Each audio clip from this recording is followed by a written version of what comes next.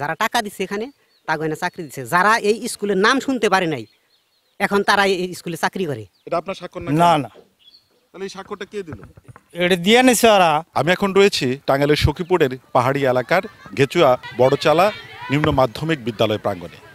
আমার হাতে যে দস্তাবেজগুলি দেখা যাচ্ছে, এই দস্তাবেজগুলি এই বিদ্যালয়ের প্রধান শিক্ষক সহ অন্যান্য শিক্ষক এবং নিয়োগ নিয়ে বিস্তর অভিযোগের কাগজ। আমরা যখন এই বিদ্যালয়ে আসি তখন আমরা এই বিদ্যালয়ের প্রধান শিক্ষক যিনি, তাকে পাওয়া যায়নি। স্কুলের অন্য শিক্ষকরা বলছিলেন যে তিনি স্কুলের কাজে বাইরে রয়েছেন, তবে তার সাথে মোবাইল ফোনে কথা হলে তিনি জানান যে একটি প্রেস ক্লাবের বার্ষিক বনভোজনে তিনি অন্যত্র রয়েছেন, তবে তিনি ছুটি নিয়েছেন কিনা এ বিষয়েও তিনি মন্তব্য করেননি। আর একটি বিষয়, আমরা যখন এখানে কাজ করতে আসি এই প্রধান শিক্ষক আমাদেরকে জানায় যে স্কুলের কোনো রকম কোনো ছবি বা অন্য কোনো কার্যক্রম তার নিতে তিনি অস্বীকৃতি করেন এবং বাধা প্রদান করেন। আমরা যে বিষয় তথ্যগুলি পেয়েছি বা যে অভিযোগগুলি পেয়েছি সেই অভিযোগে বলছে এখানে নিয়োগ প্রক্রিয়ায় যে অর্থ লেনদেন হয়েছে অসৎ উদ্দেশ্যে, সেই অর্থ লেনদেনের বিপরীতে অভিযোগ রয়েছে ইউনিয়ন পরিষদে এবং সে বিষয়ে তদন্ত প্রতিবেদন রয়েছে যে এই প্রতিষ্ঠানের যিনি প্রতিষ্ঠাতাকালীন রয়েছেন তিনি উপজেলা শিক্ষা কর্মকর্তা বরাবর একটি আবেদন দিয়েছেন যে এই প্রধান শিক্ষকের নিয়োগ থেকে শুরু করে অন্যান্য শিক্ষক, সেই শিক্ষকের নিয়োগ স্বাক্ষর জাল সহ নানা ধরনের অভিযোগ দিয়েছেন। এভাবেই ক্রমে ক্রমে এই স্কুলের নিয়োগ বাণিজ্য করা হয়েছে এবং নিয়োগ বাণিজ্যে বিপুল অঙ্কের অর্থ আত্মসাৎ করার অভিযোগ উঠেছে স্কুলের প্রধান শিক্ষক আমিনুল ইসলামের বিরুদ্ধে। আমিনুল ইসলাম হাবিব স্কুলের কাগজপত্রগুলা মনে করেন যে এক ধরনের চুরি করে উনি নিছিল। উনি ঝাল করছে, মানে প্রধান শিক্ষক হয়ে যে দাতা, তারপরে যে কমিটিগুলা ছিল, সভাপতি ছিল স্কুলের, এদের স্বাক্ষরগুলা জাল করে উনি নিয়োগ বাণিজ্য খেলছে স্কুলে। কোটি টাকার মতো, 1.5 কোটি টাকার মতো, 1 কোটি টাকার মতো উনি এটা করছে। উনি আমলিগ ছিল, উনি আমলিগের যখন এমপি ছিল তখন ওই আমলিগের ভয় ভীতি দেখাইয়া মানে দাপটে এই স্কুলের মাঠে শুধু ধুলা উঠতো। টানা ৭মবারের মতো বেস্ট টিস্যু পেপার ব্র্যান্ড হিসেবে স্বীকৃতি পেয়েছে বসুন্ধরা টিস্যু। যারা টাকা দিচ্ছে এখানে তাকে না চাকরি দিচ্ছে, যারা এই স্কুলের নাম শুনতে পারে নাই এখন তারা এই স্কুলে চাকরি করে।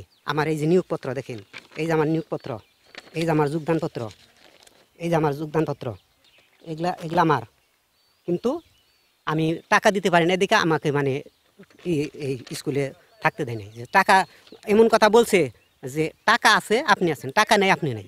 আমি স্কুলের ক্লাসরুমের ছবি কেন নিতে পারবো না, এইটা হচ্ছে হলো আমি মানে আমার বিষয়। এটা হলো এই কারণে যেহেতু স্কুলের বিষয় নিয়ে কালকে বসা হবে, অতএব স্কুলের বিষয়ে যদি নিউজ করতে হয়, যাই কিছু করতে হয় কালকের পরে করতে হবে। বললাম যে আজকে কি স্কুলের কাজে গেছেন না আপনি ছুটিতে আছেন? এই নিয়োগে যে সমস্ত সিগনেচার দেখান, এগুলা আমরা যারা এই কমিটিতে ছিলাম তাদের একটা সিগনেচার, এগুলা এই সবই জাল, এগুলা আমরা নিজেরা করি নাই, এমনকি আমি নিজে করি নাই। আমার ভাই দিছে 25, আমি দিছি 25, এর 50% জমি।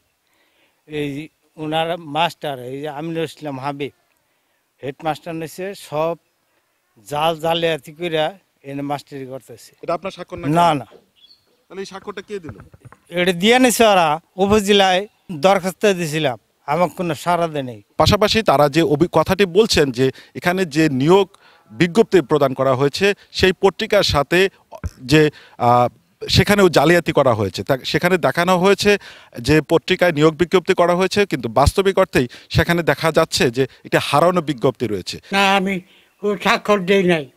নিয়োগ দিয়েছে যে মাস্টার কেরা, মাস্টার কি একটা আমি কই হার না। 700-800 বছর ধরে আমি ঘরে ভাড়া, আমি ওই সমস্তই জানি না। 2022 সালে যখন শিক্ষা প্রতিষ্ঠানটা এমপিও হয়েছে, এমপিও হওয়ার পরে এরা নিয়োগ নিচ্ছে ব্যাকডেট দেখায়। এখানে যে আমিনুল ইসলাম হাবিব যে ওই কাজগুলো এরকম করছে। 15 সালের নিয়োগ, 18 সালের নিয়োগ সবই ওনার অবৈধ, সব ওনার নিজে তৈরি করা কাগজপত্র, সব অবৈধ। আমার হাজবেন্ডের নাম ইয়াকুব, জমিদাতা, হের সিগনেচার জাল করছি। আমার চাকরি দেওয়ার কথা, চাকরি দেয় নাই, আমি টাকা দিতে পারি নাই বলি। ওই বিষয়গুলো আসলে সত্য না, ইন্টারভিউ দিতে চাই না। আমরা চাই যে এই প্রতিষ্ঠানটা টিকে থাকুক, আপনারা সহযোগিতা করেন, আমরা এইটুকু চাই। আসলে এই বিষয়টি আমার জানা ছিল না বা সেইভাবে কেউ অভিযোগ করেনি।